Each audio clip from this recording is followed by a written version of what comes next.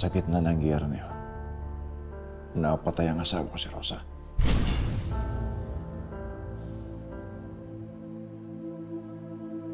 Pagkatapos kong ipasunog ang pinakamalaking bodega niya ng droga, gumanti si Edgardo sa akin.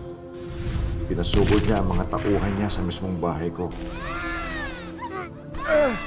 Rosa, mahal ko. Lumabang ka. Dadalhin kita sa ospital. Rosa!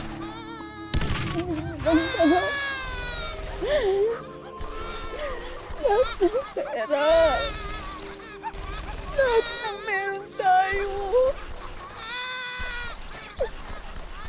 Ito.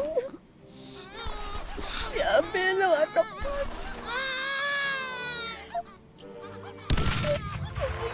Pabayaan mo. Huwag ka na mag-alala sa anak natin. Ligtas siya. Huwag ka na mag-alala. Rosa, lumabang ka. Rosa! Rosa! Sawa ko, Rosa!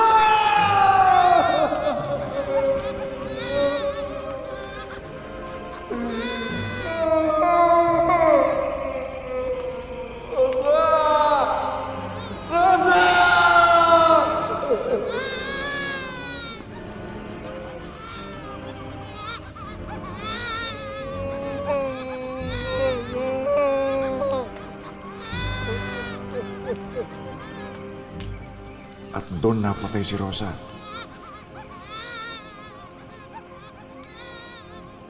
Inubos ni Edgardo lahat ng ari-arian ko. Pinatay niya lahat ng mga tauhan ko.